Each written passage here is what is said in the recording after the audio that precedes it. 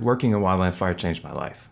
I mean, and I don't know who I would have been otherwise, but I learned so much about myself, and it changed me as a person in really positive ways. This is the Wildfire Lessons Podcast. Our goal is to promote learning by revealing the complexity and risk in the wildland fire environment. We share the lessons. The learning that follows is up to you. Hi, I'm Kelly Woods, Director of the Wildland Fire Lessons Learned Center. On today's episode, Lessons Learned Center analyst Travis Dotson and Lessons Learned Center Fire Operations Specialist Eric Applin discuss the most recent issue of our quarterly publications, Two More Chains.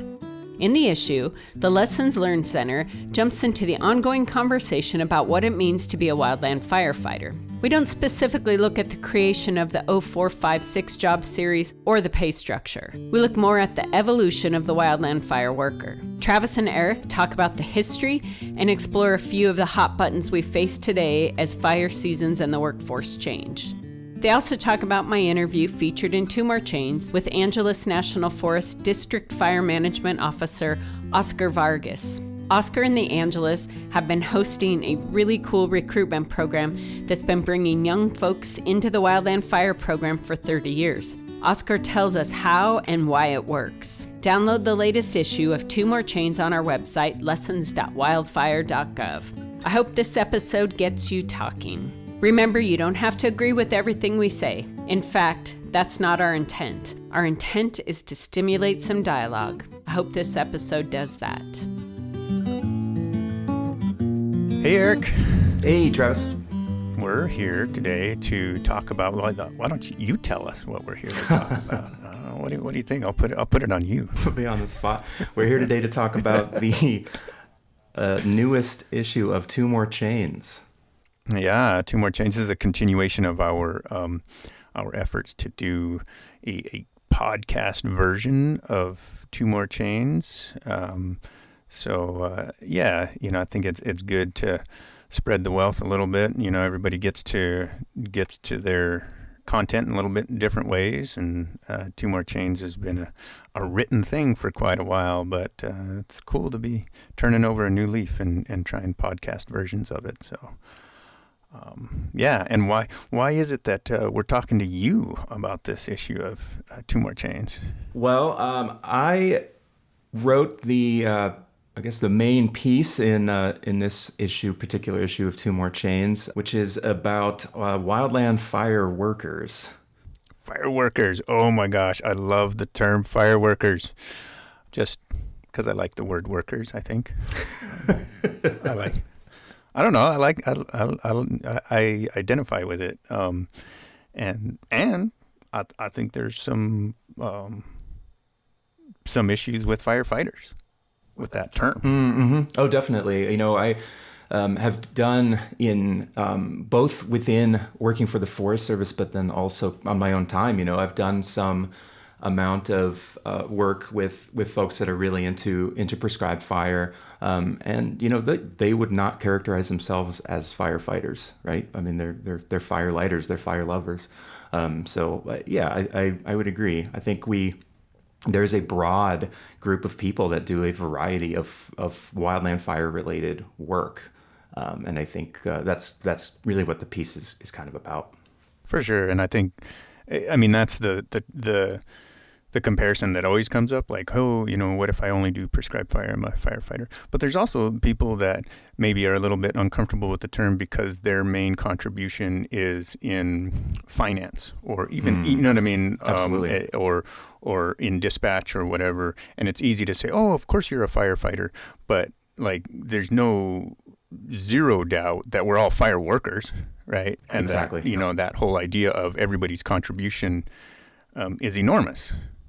Oh, yeah, right. Exactly. Like it can't work without the contributions of all the pieces. Absolutely.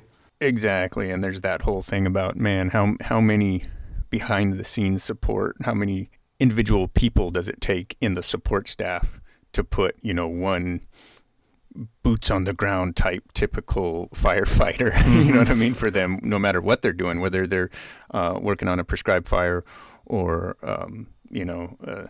battling the dragon, in a classic suppression scenario, whatever. None of those people could do their work without all the workers that are supporting them. Yeah, absolutely. And getting them paid. Absolutely. Including the people up at, the paper pushers and the big bad mean politicians in DC. Like, none of this would be possible without them as well.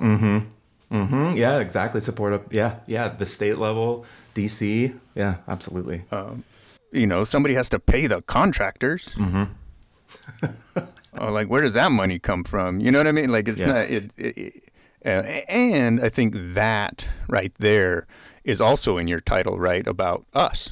Yeah, that's right. Like expanding the circle of who us refers to, right? And not diminishing that circle down to the smallest group, the smallest sort of identity that we can. But like, as I guess argue in the piece, like I think we're stronger the bigger that circle is, the bigger that us is. It makes us better, partially because of, I guess, what you're talking about, which is that we're all actually really necessary in that circle, right? Well, yeah, and who owns us? Who gets to decide who us is? Yes. You know what I mean? And we're not unique in that. I mean, all kinds of professions and organizations and groups struggle with that. The social media, I think, makes that whole dilemma.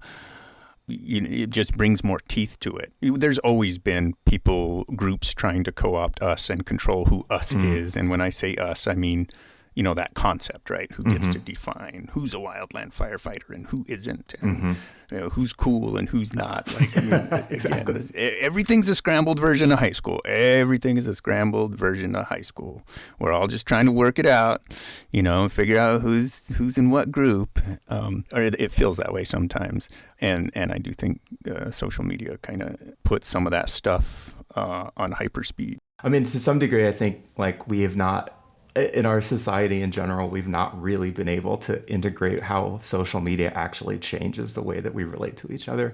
Because I think it's pretty profound the way that it has. And like you said, it's like it's existing trends or existing ways that we see each other, but it pumps it up to such a higher level and also makes everything so much faster as well.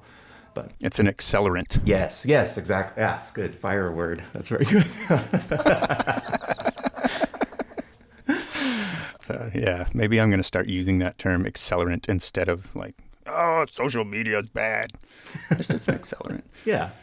Anyway, man, we jump right in there. But why is this a difficult topic? It feels difficult to me. It feels like, it's tough ground. Why do we really want to jump in there?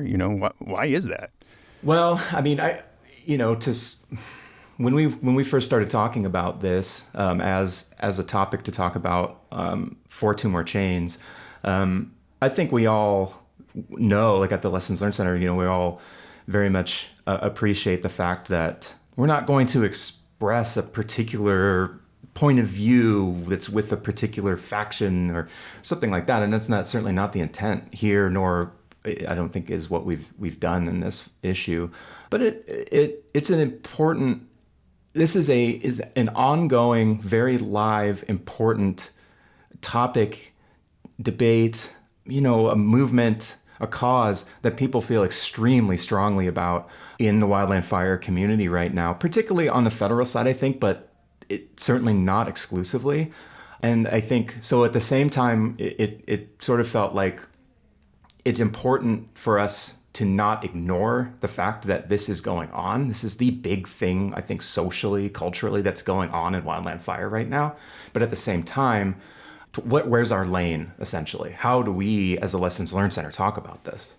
For sure. And that's, again, we have a lane, right? And that's, and I think sometimes it's a pretty big lane. And I think that, some of the work we've done in the past, it's easy to say, but they, weighed in on this and, we're over here on this topic. And so it feels like maybe it's really wide or it, and again, we're about one of the main things we have found out, not just us, but professionals in the realm of learning and that we have really taken on is that dialogue, man. Dialogue's a good thing for learning. You know what I mean? And dialogue meaning an exchange, right? Not a not a one-way thing. Yes.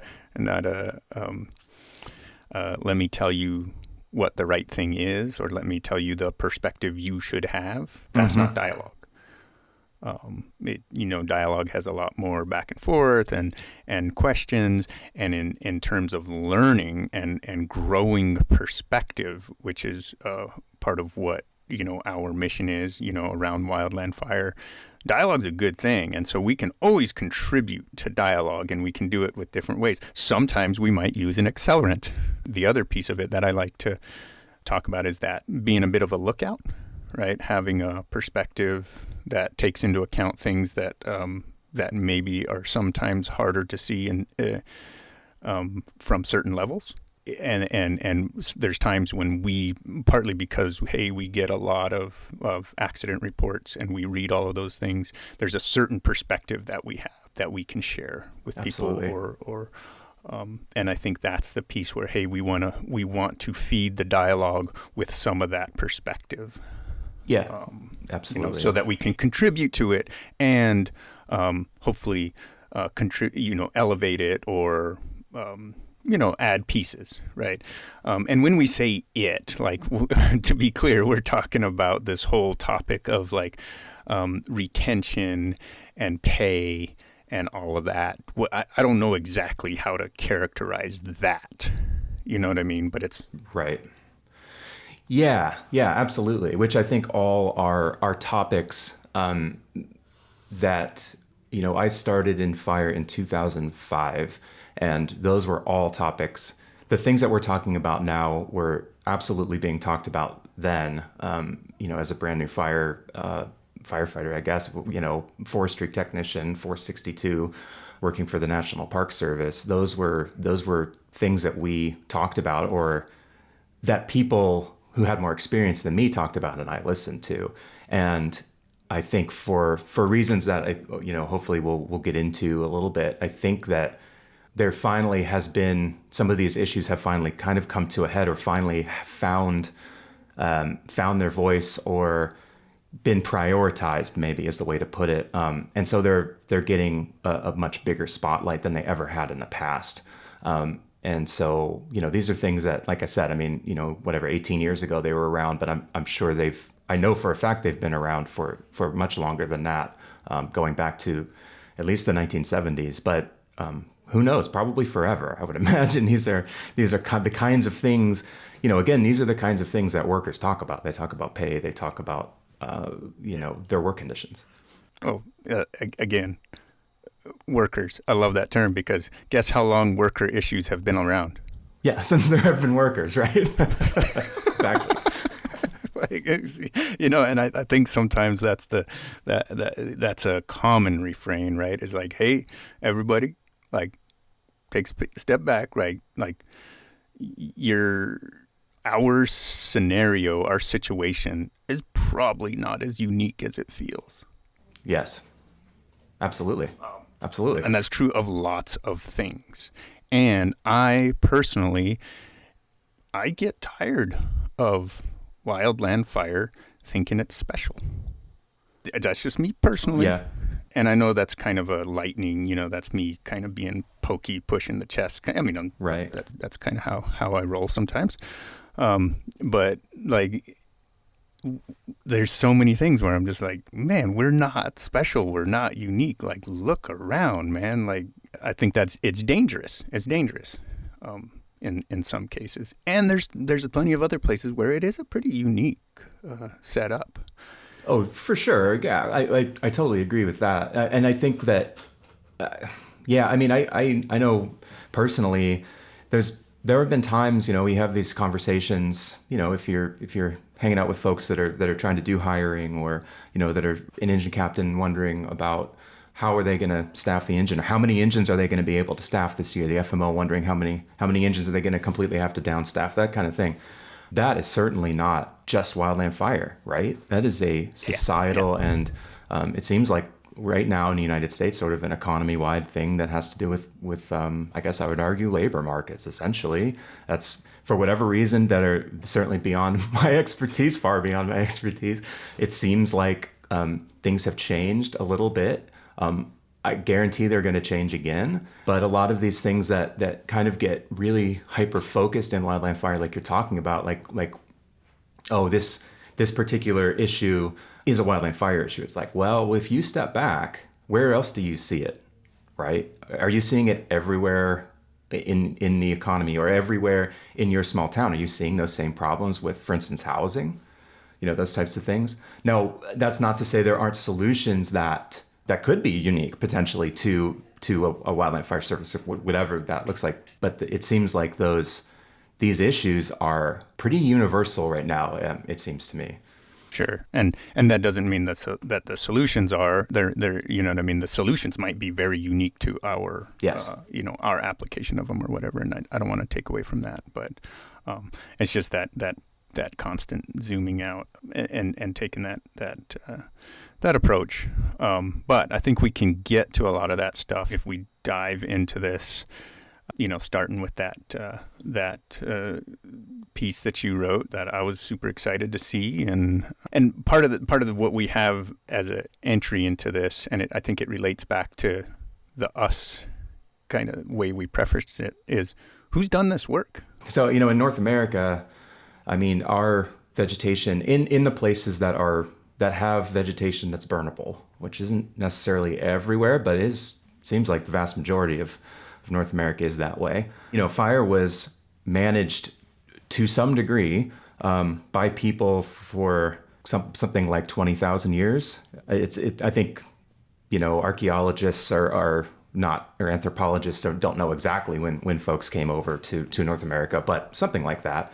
And I would not characterize what those indigenous people did as work, because I don't really think that applies necessarily. Because they didn't have an economy in the same way. But I think that, or they didn't have the same kind of economy that we do. But I think that regardless of that, that is the background, that all of those kaleidoscope of practices that went on before colonization and the reservation system and all of those things that ended up happening basically in the last 500 years. That is the world that European colonists came to, right? A world or a fire ecosystems that were heavily influenced by people who were using fire and not fighting fire, right? In a way that was benefiting their culture, their societies. And then all of these Europeans show up in various places. And so I just wanted to start with that, because I think that those indigenous practices and the way that they manage fire is the foundation of what we have in vegetation wise. That was the starting point when all of these agencies started sprouting up, were created, whatever. People started to begin to own these lands and log them or do these other things. Like, these were lands that had been managed to some degree, and so they had always been managed by people. And so I think it's important to start there.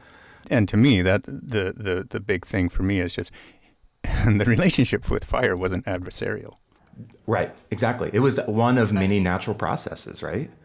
It was just like, it's not like we get mad at the wind, Exactly. I mean, I guess we do sometimes, when the garbage cans are blowing down the street. Yeah, exactly. Like, that's inconvenient, but you know what I mean? But but anyway, just that the framing of the relationship, right, isn't as centered on control. Yes. And that is something that we've talked about in Two More Chains in the past. That the illusion of control and some of that perspective, and it's so foundational to the way that we view and talk about fire right now.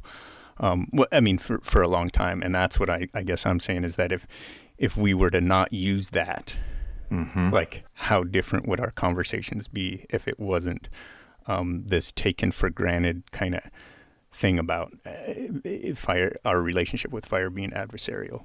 But anyway, I think that's an important distinction to make. And then, moving forward to, as that perspective started to, or maybe rather quickly gained control, even that, who was doing that work frames kind of our history and who it is that we see out there on the ground today. One group of people that I don't know that I've ever heard anyone mention before, and I kind of happened to come across this thought by accident in a way, but I was reading about enslaved people in the South and how there is almost a mythology or a stereotype of the kinds of work that those people did. And certainly, I think that stereotype is largely true. It was a lot of agricultural work. But also, in places where there was expanses of forest, the kinds of things that people still now take out of the forest, like firewood, or in the Southeast, they'll scar trees to get turpentine. They were doing that in the time of, in say pre-Civil War, I guess is the way to put it. And so if you have a bunch of people out in the woods and there's a fire, which there were documented fires in that period, of course, then I guess I'm making a logical leap to assume that those forest workers then became, firefighters. They did fire work because they were in the woods. And I think, again, that's not something that I've ever run across in reading about the history of wildland fire in the United States, but it seems almost certain to me that must have happened. And I think, I don't know, there's something about it to me that is important to acknowledge that those people existed. And again, like I mentioned in the piece, like wherever there's wildland fire and people who are trying to suppress wildland fire, there are people who are burned, people who are, hit by falling trees. All of the hazards that exist now existed then and have always existed. And so, I think there are a lot of stories that I'm sure we will never know, but I think they're out there, I think, or those people were out there, I guess is the way to put it. Those enslaved people were out there doing that work. And the way I would characterize it is like, man, any work that is inconvenient and difficult and dirty, and you know what I mean? Like, yes. Of course, if you have a workforce that you're forcing to do work, like, of course you're going to have them do that work. That's what they were doing to begin with. They're like, hey, let's just exploit these because we don't want to do this work. And again, I'm talking from that voice of the slave owners. Like, Of course they're going to have them do the hard, dirty work that they don't want to do. Right, exactly. That's the whole concept. So I think you're right on, and I think it is important to acknowledge that and put that into the perspective. And part of it is that point, right? This is that type of work.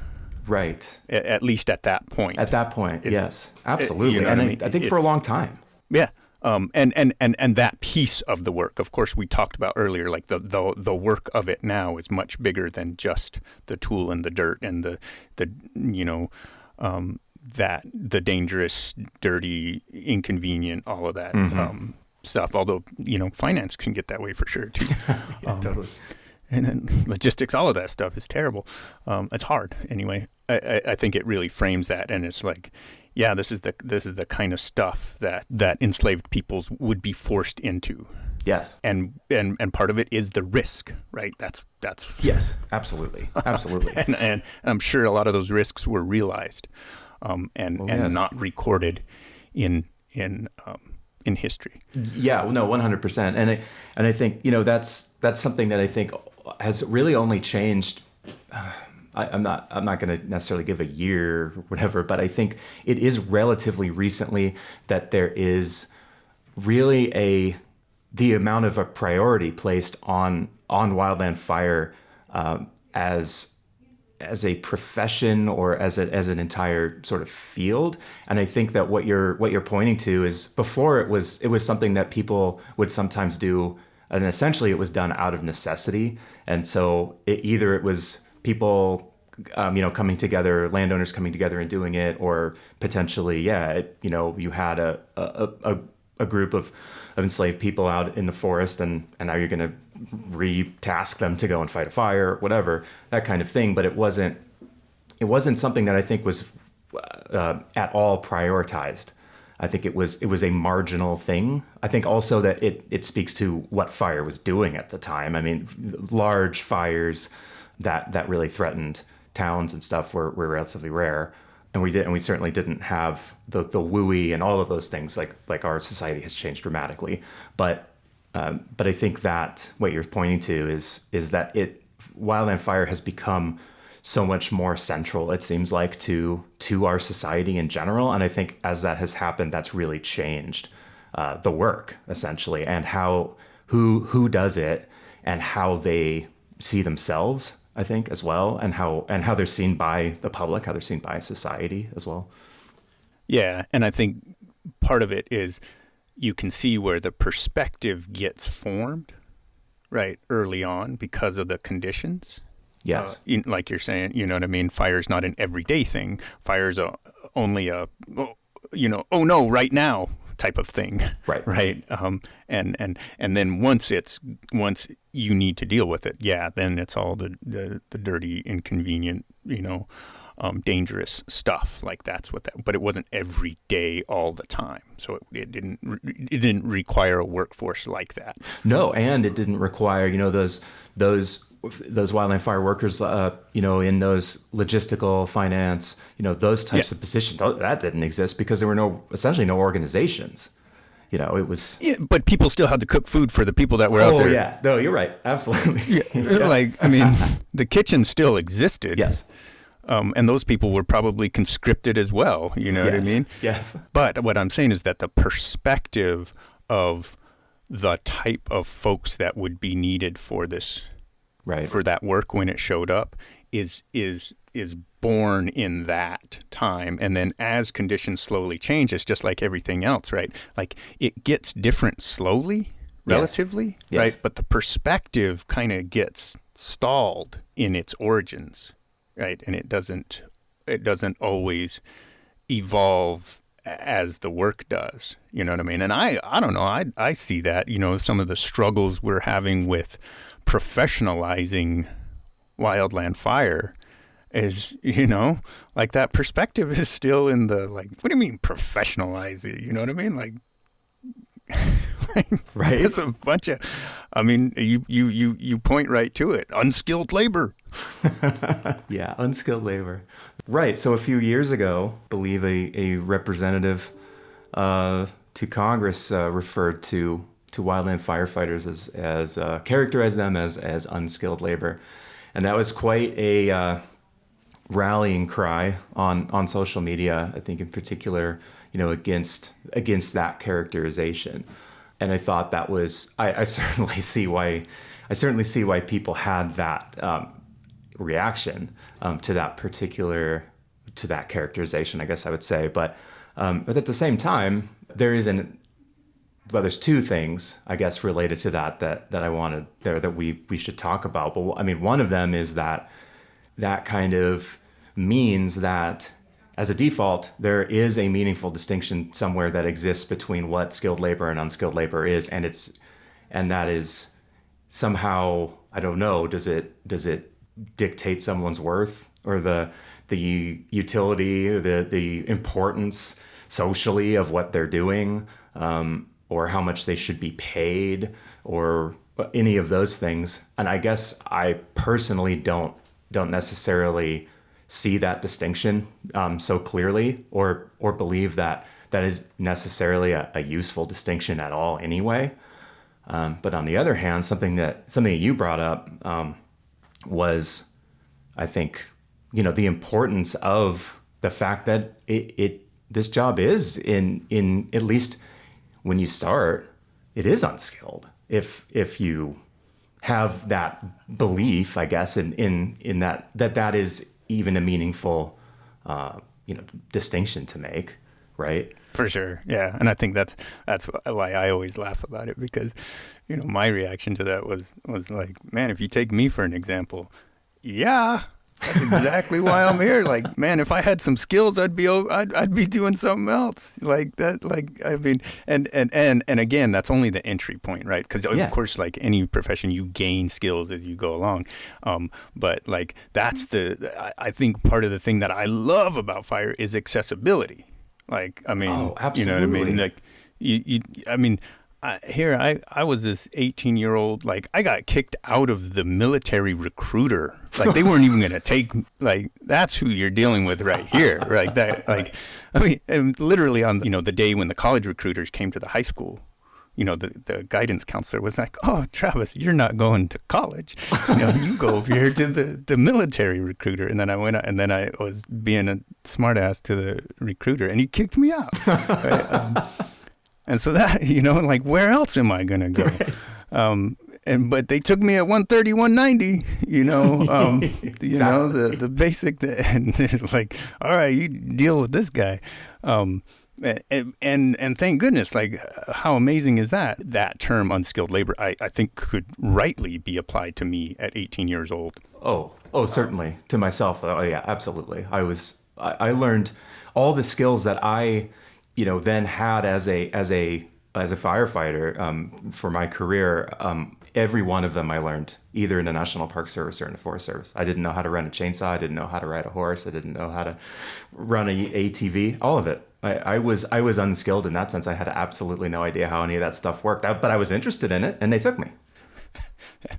And then you, again, like, hey, I'm the entry level. I come in and I'm an AD for the Bureau of Indian Affairs. You know what I mean? And I'm proud of that. Like, and I got some skills, and I was able to progress. Right. Right. And move up. And it's funny because we brag about it now. I worked my way up. I worked my way up. People will always say when they talk about, and there's a very specific meaning when they say, worked my way up to X position, that they're now an FMO, they're now a forest fire staff officer, they're now whatever it is that they are. And then when they say I worked my way up, it's like, it's a cue. It's what is that called? Some sort of secret language. You know what I mean? Like, yes, exactly. And we all want to say, well, I started as a GS really low. It's a GS 0. Yeah. Everybody's battling. Well, oh, you started as a 4. Well, I was a 3. And then somebody else is like, well, I was a 2. Did you know there's a GS1? I was a GS1. You know what I mean? And I do the same thing. I was like, I was an AD, man. Yeah, right. AD. We're even in a GS system. I was looking at you, GS, folks going, wow, you get paid when there's not, like, fires going on? Lucky. Totally. But there's that access point, but I think the bigger thing that you're talking about of that like it was real clear, unskilled labor, you don't want to be categorized as unskilled labor, and that kind of problem, I guess, around this, and it relates. It's very closely tied to: is this a profession? Is it pickup work? You know what I mean? Is it day labor? You know what I mean? All that kind of stuff. Do we just need to? And again, this is. We got there honestly, right? Because that's what it was for a long time. Hey, there's a fire. Go down to the saloon. Get some people that are probably willing to endure some, not so fun times for an influx of cash. And we don't owe them anything other than what they provide us while we need them. As soon as we're done with them, we'll cut them loose. That sort of perspective, like everybody was on the same page. You know what I mean? In that scenario. Yes. If you're sitting on the bar stool and somebody comes in and says, hey, there's a fire. Who's got boots? Yeah, like, okay, let's go, you know what I mean? And I mean, that was my experience in the, as an 18-year-old, like they literally drove the the Type 6 engine around the village with the high-low siren on, and we ran down to the tribal building and got in line. And hopefully, I was within, if there was 2 crews, hopefully I was within the top 40. It was still that perspective. Hey, let's get a bunch of people that are capable, go do some hard stuff, give them some money, see you next time. Right. And that unskilled labor, I guess people can come to that conclusion and that perspective honestly. Yeah. Yeah. And be offended by it, honestly. Yeah, absolutely. Because, it was meant to say that it was a lesser form of work, right? Not for sure. And that we shouldn't pay people more. Yeah, exactly. Because you're always going to be able to find wildland firefighters. And as it turns out, that's not true. So not only were they wrong, but they were wrong. Yeah. So no, that's a good point. And it's interesting that was, that still that way I'm assuming you're talking about like the 1990s.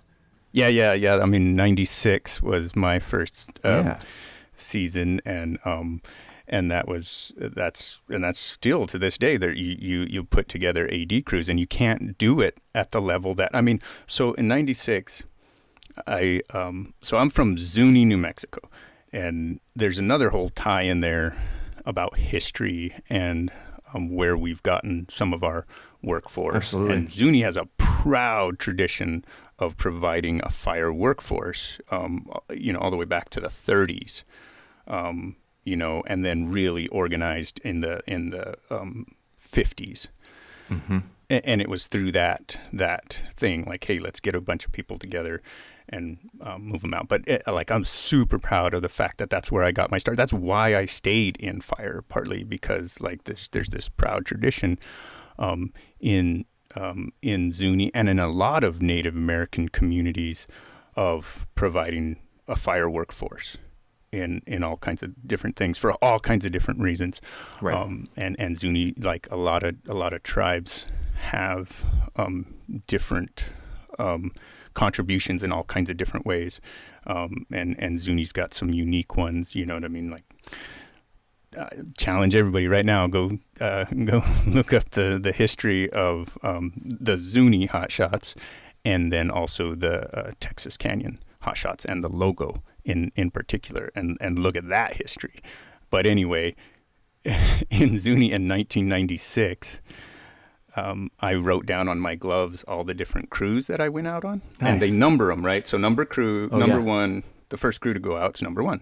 Second crew is number 2. And it's not the same people, right? Like I said, it's just whoever lines up and goes out there. And so you might go out on Zuni number 3, and by the time you get back and go again, you might be on Zuni 15. Right. You know what I mean? Because those crews went out, so on and so forth. The last crew I went out on in 1996 was Zuni 116. That's incredible. So that was not the last crew that year. Right. Right. So they sent over 100 hand crews out. Oh yeah, 120 something. I don't know what the record is, right. But and they used to be able to put out I don't know how many, but a lot of 20-person Type 2 crews, good Type 2 crews, right. At one time. Yeah, that's incredible. Right, and they can't do that anymore. Right. Just like you're saying, all over the place, that workforce is different and not as available as it once was. For all kinds of different reasons. But that use of a workforce like that, an emergency workforce, that's why we were ADs. Right. It's an emergency workforce. And there's rules around how and when you can use ADs. And so, yeah, that practice was alive and well. And I would say it's alive now. I don't know about if it's well, you know what I mean? It's harder to do. The other piece that we haven't talked about yet, though, is some of your your piece shining some light on labor as a concept, right? Labor, movement, and how wildland fire almost evaded. Yes, that's a great way to put it. That is a great way to put it. Yeah, because the United States is I wouldn't say it's not unique necessarily, but it is definitely it has a particularly bloody and contentious labor history. But I think if you look back on again how we looked at work on wildland fires and who was doing the work, particularly in that time of really kind of the height of labor struggle, the early height of labor struggle at the end of the 1800s, early 1900s. A lot of people that were paid by the day. Potentially at the beginning of that, a lot of people who just weren't paid, but also a lot of people who were paid by the day, to the extent that there were people who were full-time employees of some organization or agency. Very likely it would have been illegal for them to be in a labor union. And the only real labor history that I know about, and I am not my knowledge is not encyclopedic by any means, but I'm definitely aware that in the 1900s through the 1920s, there was union organization of kind of like semi-employed people and a lot of people who would kind of bounce back and forth between different jobs, particularly loggers and miners, and a lot of it in the Pacific Northwest, but not just there. And so some of the labor history that you see is kind of around that, is that there were these people who identified as being or were in a union and identified themselves as union members, but their union was not Forest Service employees. Their union was not firefighters. They were in a union of itinerant loggers, basically, and hobos in the traditional sense, people who rode the rails, right? But, kind of that all ended, in the Great Depression, World War, all those things. And I think, through getting up to more modern history, the unions that we have are relatively new in sort of American history terms. But also, of course, if you're talking about the federal government, for sure, it's illegal to strike. So it's a very different kind of labor movement than you have in the other parts of the American economy, I guess, and in American history. It isn't really a labor movement that ever coalesced around the idea of being like a wildland firefighter or wildland fire worker, as we're saying. I just think because of the history, that didn't really ever happen. And the consequences of that being, or benefits, how, you know what I mean? I don't know how individuals would frame that, but it doesn't have that traditional kind of management versus, laborers back and forth, negotiation and gains, environment, safety, work week, all of that stuff. Although being part of the, again, talking about specifically about the feds, obviously there's still the benefits of federal regulation. Because yeah, oh, absolutely. You know what I mean? And that federal regulation oftentimes is the result of someone's labor struggle out there. Yes. You know what I mean? Oh, yes, absolutely. Yeah, and there have been gains. I certainly wouldn't want to not give the due that or the credit that's due to the federal worker unions that have existed in the past few decades and the work that they've done. But it's not. But it's very different, I guess. Like you say. Yeah, but if you were to say, the United Auto Workers Association and the Wildland Fire, like those, they're not in the same class in terms of, labor history. Labor history and kind of their orientation towards management, essentially, and all of those things. Yeah, no, absolutely. I think that's right. And it's interesting to see. I think one of the impacts of that, or one of the downstream effects of that, is the fact that now we have, pushing some of this call for reform is not just a union, but kind of like advocacy groups, essentially, right? Because that organization is it's just different, I guess. It just doesn't have, like you said, it just doesn't have that history, and it's not in any way to say that's bad or good, or that's not my point at all. It's more just that, that is the history. And I think talking about those things, and how this work has changed throughout time, what the people who do the kind of work that we do, what their employment conditions look like throughout time. I think it adds, in my opinion, I guess, it adds richness and perspective to this conversation, and why we are what we are now, how we got here, because it has been a strange evolution over time that I think in many ways was never really planned this way. It just kind of ended up this way in a lot of different ways. Yeah, it's not, none of this has been planned out real well. You know what I mean? Right. Like, it's just like a lot of things. And, I always describe it as like, it's just this, it's that house that, started as like, oh, we'll just build this little 2-room cabin, Right. Oh, wouldn't it be nice to, like, let's put a bathroom over there. Hey, let's put an upstairs on there. I wonder if we could did half a basement. You know what I mean? And it's just like, it's just added on. And it's just like, it's goofy and it looks stupid. And you're like, why in the world is there a hallway here? You know what I mean? Like, Exactly. It's so stupid. Exactly. You know what I mean? But when you talk about how it was built up, yeah, man, it's like, it was just, as things came, it's kind of bolted on. Mm-hmm. And I think that when we talk about, it's so easy to be like, oh, our system is so stupid and it was poorly designed. And Right. it's like, well, it's more, I think it's more accurate to say it wasn't designed. Exactly. Than it was poorly designed. And I think you're right. That adds context to where we're at. And I mean, I think a classic example is the Forestry Technician series. You know what I mean? Talk about another lightning rod kind of term and rallying cry around it.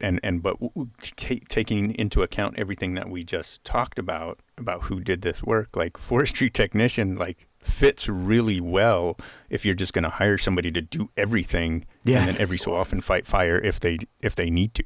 Right. Like, that makes perfect sense.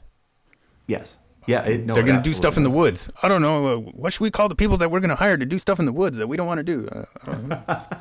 How technical is it? Yeah. Forestry technician. Okay. We can still make them fight fire, right? Yeah. Okay. Got it. Yeah. And then it's written in stone.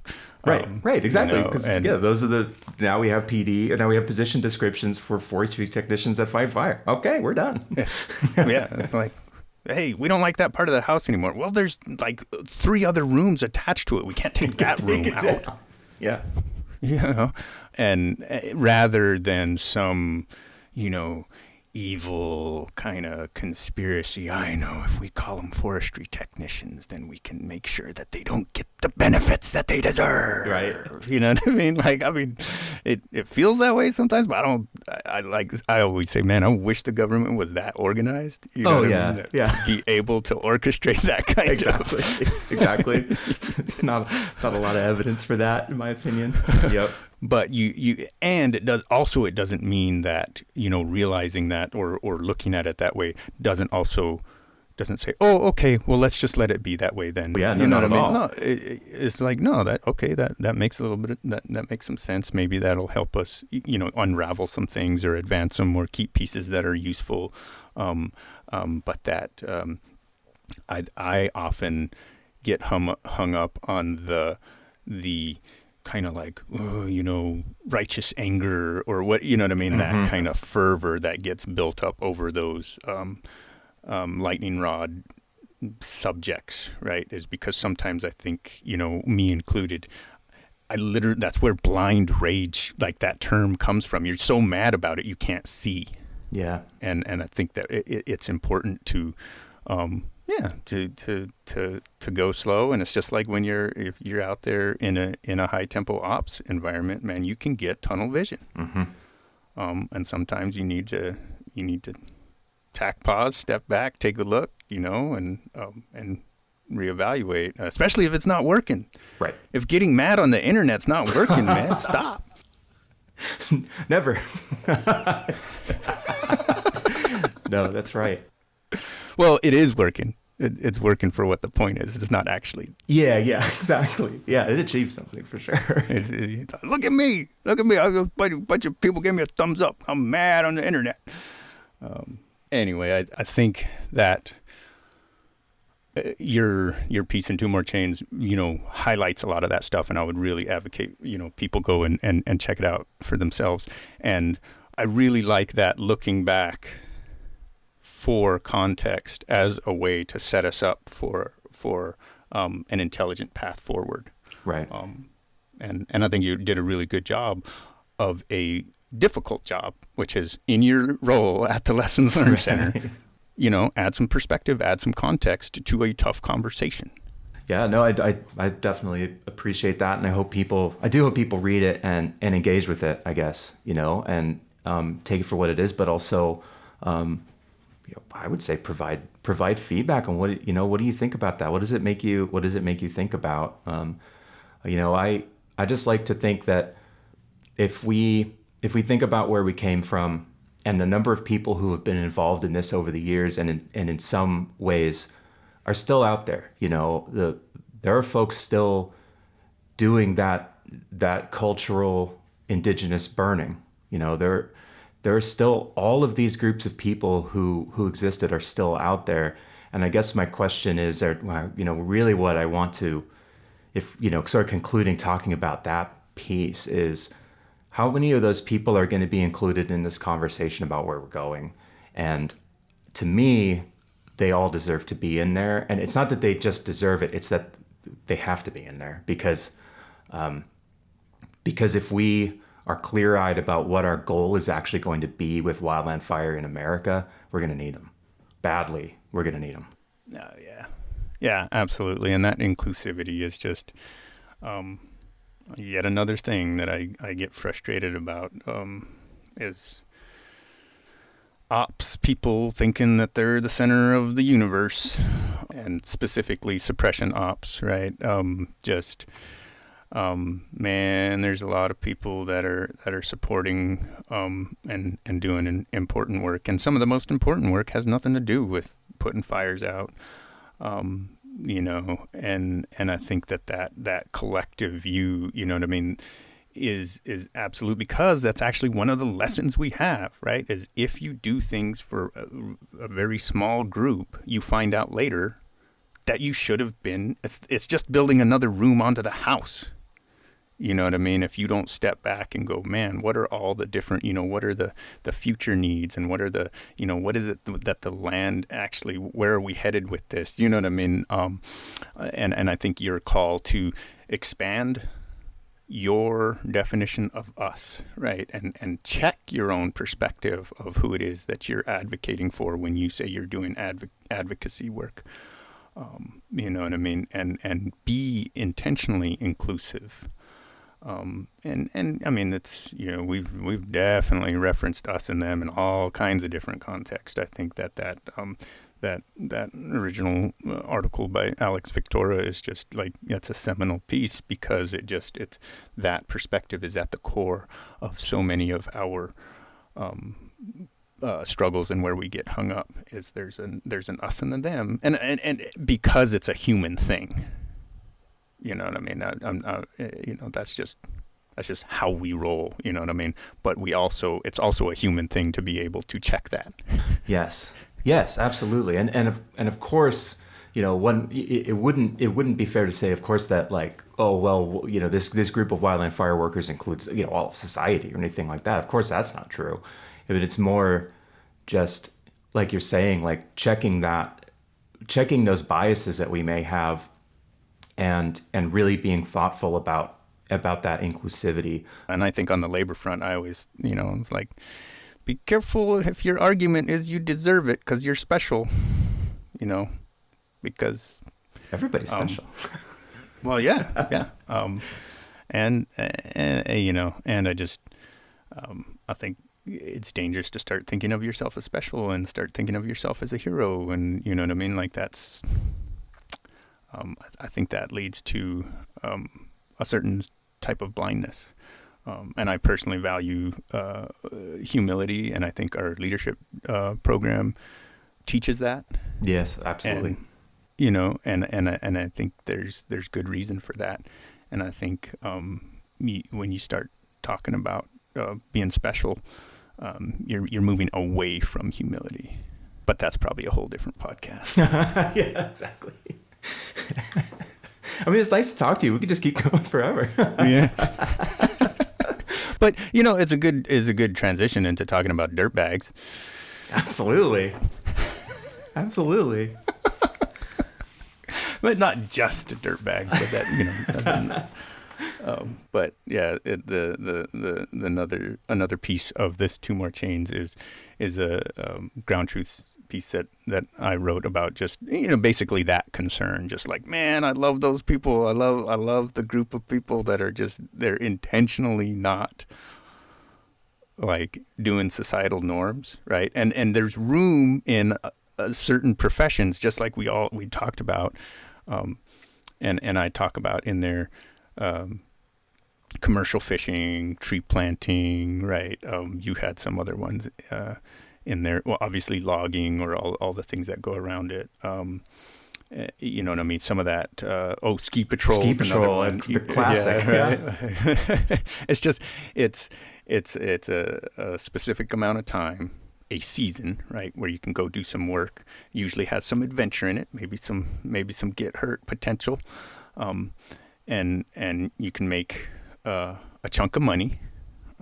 It's not crazy, you know what I mean? It's not tons and tons of money, but it's enough usually that you can then use that money to not work for a while and go do the thing that you're really into. And who it is that those jobs attract. And Wildland Fire has always been one of those. And I love that crowd. And I don't know exactly how to describe that crowd.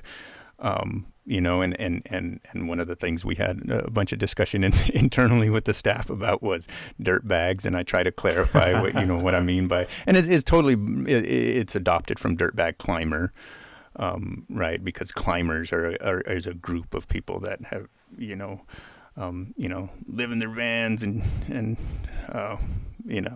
eat out of the trash can or whatever, just not just because they're, unwilling to work, but because they love climbing. Yeah, exactly. Because they're doing what they're chasing their passion, and they're exactly doing their thing. prioritizing that. Yep. Yeah, exactly. And it's like, whatever, you want to pay me to go, swing a axe for a little bit. Okay. Yeah. Cool. And then, and especially since you can't really find anybody else to do it, because the work sucks, Yeah. And I don't know, I've always identified with that. And, and furlough positions, which are another unique thing, a kind of a weird thing, provides access for people that can really keep a foot in both worlds, right? Like, man, you're going to give me some health insurance, and like I could even have an option to like put a little bit in retirement. Mm-hmm. And then I still get a big chunk of time off where mm-hmm. I don't have to work. Like, it's like having a career, but not really. Right.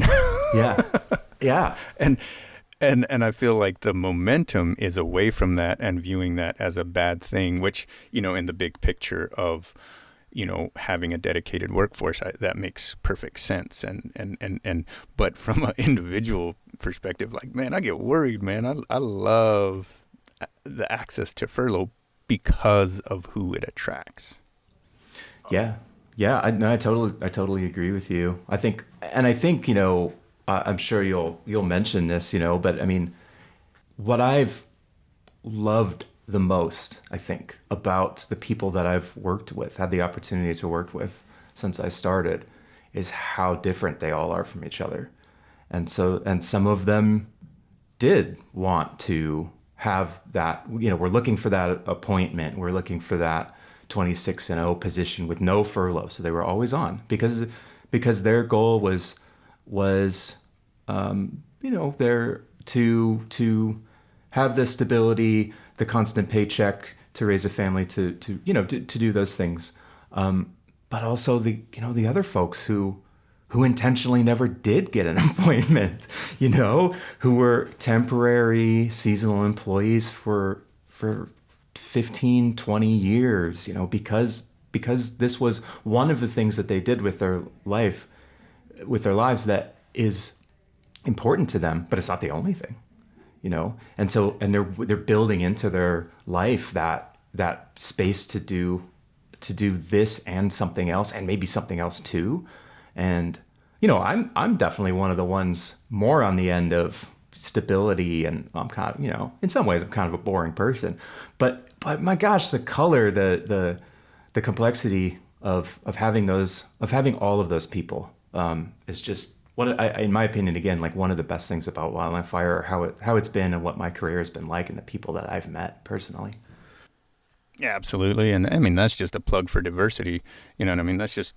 And we know that problems get solved better when you got a bunch of different people at the table, right? Yeah. That's the plug for diversity. It's not, and again, diversity brings up a lot of different things in people's minds, but I'm talking about the literal definition of different.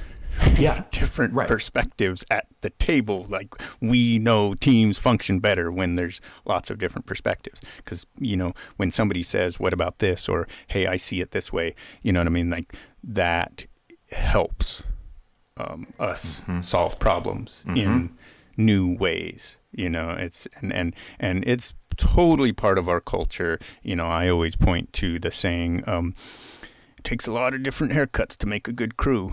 That's that. Just something I heard, and as I was like, that's a plug for diversity, and like you said, that and you mean, I got sucked into the 26-0, man. I was all about it. I wrapped my identity so tightly around fire, man, and I was just like, yeah, this is it. This is my.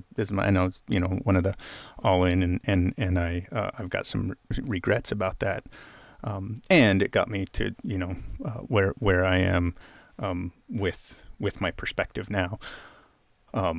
By going through that. But speaking to your thing, I just really value that perspective that we have, and I think furlough positions allow for that perspective. And I just think I don't know, and I mean, I'll say it right in there, like, I worry about this march towards professionalism that has that if the model is a year-round workforce, if that's where we're headed, then we will lose that group of people. Yeah. Oh, absolutely. Yeah. Exactly. And it's we'll not going to lose fit their lifestyle. A certain level of diversity, and that bums me out. And I don't know what to, I guess it's just to put it out there. I guess that's really the point. I'm not trying to solve anything. I'm just saying, like, man, I think this is an important part of our culture. And I think that's true of both of these pieces. Neither one of them is is necessarily advocating for a particular position or trying to solve something.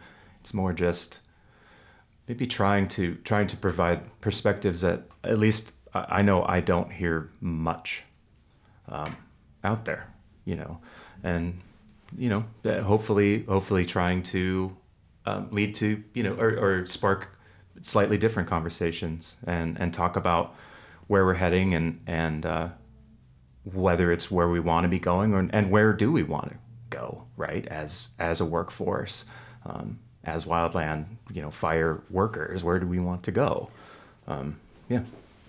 And progress is not going to be perfect. No. That's just, we've proven that, and that's okay. Like, that's just how it is, right? So yeah, I think there's plenty of dialogue fodder in those pieces, and I think it's kind of, we've also got that piece from Oscar in there. Oscar Vargas is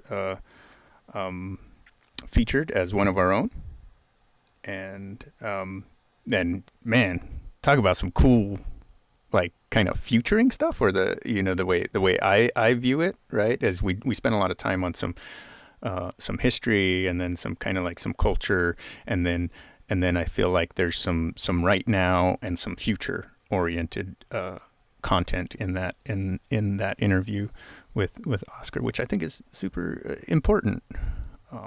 So yeah, what were your highlights or takeaways from that piece? Yeah, I love that interview, and I think probably the biggest thing that I'm thinking about from that is, credit to the Angeles National Forest and the people who are involved in the Explorer program down there, who've kept it going now for I think it's 30 years, right? Is what it says in his interview. Yeah. And it's bringing in these young folks from around, obviously a very big population down there in the Los Angeles area, or Southern California more broadly, but bringing them into fire and showing them what the job is, and giving them the opportunity to see whether it works for them or not. So just I wanted to start with that. It's just such a cool program, and the fact that it's been around for so long has actually, over the years been expanding, because they've had so much response to it, and have had some real success stories with that program. But I think in that interview, the thing that I really had thought about a lot was the commitment to the idea that this is something that we're going to keep doing even if we see the numbers of enrollees go down a little bit. That's okay. We still want to do this. And because even just a couple of people could be somebody, it could really potentially even, change the organization, whatever organization they end up in, like in a positive way. And I think that what that made me think of is that, like we were talking about earlier, we're obviously going through some kind of process that I personally don't understand, but some kind of process in our workforce in the United States. And that process means that some jobs are being filled and some jobs are being left vacant. I don't think that means that it's going to be like this forever. And I just really appreciated the way that program sees this as a value, and they're not giving up on it just because, oh well, we're not seeing the numbers that we used to see, so let's pack it up or whatever. And I think there's really something to that. I think to think about that. I don't know whether it's true to say this is cyclical or whether it's an evolution, or I have no idea what's going on, but they see the value in this, and they're continuing to do that and be champions of it, even when it's not potentially what it looked like 10 years ago. That really made me honestly think about this workforce stuff in slightly a different way. Yeah, for sure. Equating quantity with success is probably problematic in a bunch of different fronts. Yeah. You know what I mean? It is. Yeah. I think that's a really good thing to point out and have people consider when they go and read this piece. And I echo your statements of just like, man, it makes that program look really good. You know what I mean? Like that, and high five Angeles and the other programs out there that have Explorer programs. And I just like it from an access standpoint and anything focused on youth. And you know what I mean? I look at who you're talking to. Like, I got kicked out of the military recruiters. Like, where else am I going to go? Exactly. And then to have a formal process to be able to, like, hey, maybe you're interested in this, and maybe you're like, man, let's embrace just taking care of our youth and saying, hey, take a look at this, come over here and have a formal program. Because it's intimidating to try and step into these intentionally exclusive cultures, right? Yes. You need a program, because we circle up and tell people, no, you can't be part of what I am, Yes. We make it hard enough to get in. Like, let's have programs, especially if out of the other side of our mouth we're complaining about people not wanting to do this work. Well, then, shoot, let's open up the door and and bring people in. And it seems like that's exactly what they're doing. And it's an organizational approach, and a welcoming one, and you know what I mean? Like I don't know. It just feels like good social work. I guess is what. Oh, totally. I mean, just you talking about that. I mean, working at Wildland Fire changed my life. I mean, and I don't know who I would have been otherwise, but I learned so much about myself, and it changed me as a person in really positive ways, and giving people, and I would say that me getting into it was almost random, and it was not something that I knew about at all really when I was growing up. And so I think giving people access to that, it's not going to change everybody's life. That's true. And, everyone that enrolls in the program certainly doesn't then become a Angeles National Forest firefighter. But I think it actually does. It changes lives of people even who then decide that this isn't what they want to do. That's what I always say. I was like, man, well, thank goodness that we figured it out. Yeah. Right? Yeah. Like, that's the perfect place to, it's the same thing that people say about, what's the washout rate of your program, or, you know what I mean? Like, man, it's important for people to realize, hey, this isn't my thing. And the earlier you figure that out, yeah, the better. Right. You know what I mean? It's like, hey, now I can go on and like cross that off my list, go check something else out. And the organization doesn't have to, spend any more resources. Right. Yeah, exactly. Because you already know, this isn't right for me. Tried that path, and I think it's cool. Like, did actually try it. Get to see what it truly does look like, and say, well, no, that's not for me. And and that's progress in someone's life. Yeah. It's like having a very generous return policy. No, didn't work out. Can I have my money back? But yeah, I think there's some great stuff in there, and I just like I like the trajectory of that in the Two More Chains pieces. That that we end on kind of a if you were a person that reads it. In a linear fashion, right? That it does kind of point towards, it's not doom and gloom. Oh, no, not at all. Kids these days, and no, it's not. It's just like, hey, man, we've got options, and there are solutions out there, and it's a positive vibe.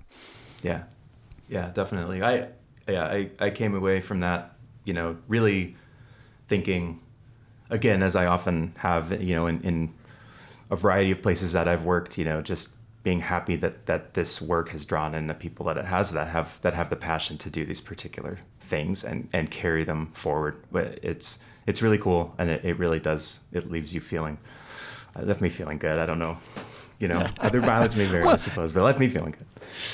Yeah, and it's also like crazy respect, right? Because Oscar got his start as an explorer. Yeah. Right. You know what I mean? Like, and he talks about that, like, that's how he got into this. Look at what he's doing now, and running that program, and then sharing his knowledge with getting that same concept, helping to get other places to help start that. You know what I mean? Like, that's right. Reaching out other a trajectory and that paying it forward and setting up, you know what I mean, doing this kind of work that's going to have exponential payoffs. Like, that's pretty cool when you think about that in a zoomed out perspective. And I like highlighting stories of people doing good stuff, man. Yes. Like, there's a lot of, I get tired of going, oh, well, that's stupid. Yeah. It's like, I like saying, yeah, hey, check this out. This is positive, man. Yeah. Yeah. Not everything's broken. Right on. Well, I think that's a lot of it. Got anything else to No, I throw agree. in there that we missed? No, I don't think so. I mean, I think we covered some of the highlights at least, and hopefully have spark people to want to read more into this, because obviously this wasn't comprehensive about everything that's written in there, and it is. There are three interesting pieces, I think, that are all related but don't really have. They're not making the same point, but they're all covering, I think, different aspects of this same topic in different ways. And so I hope, it's a contribution to this discussion in wildland fire that's going on right now. And I encourage people to check it out. Yeah, and it's, Lessons Learned Center work, trying to get that dialogue up and going for the sake of progress, right? So that we can, learn from each other and contribute, and then move it forward. So, yeah, man, thanks for the conversation. Yeah, Travis, it was good to talk to you. Thanks to Travis and Eric for recording this episode. I hope you heard something that struck a chord with you. Perhaps it made you think. Perhaps it made you mad. Perhaps you want to further the conversation. You can always visit our website, lessons.wildfire.gov, and click on the About Us button to find contact information for our staff. Reach out anytime. We'd love to hear from you. Talk to you next time. Thank you for listening to the Wildfire Lessons podcast. Be sure to subscribe, share, give us a review. Follow us on Facebook, Twitter, and Instagram at Wildfire Lessons. Music provided by second-generation smoke jumper Steve Baker, who always likes to keep one foot in the black. Thanks, Steve. Remember, we honor through learning.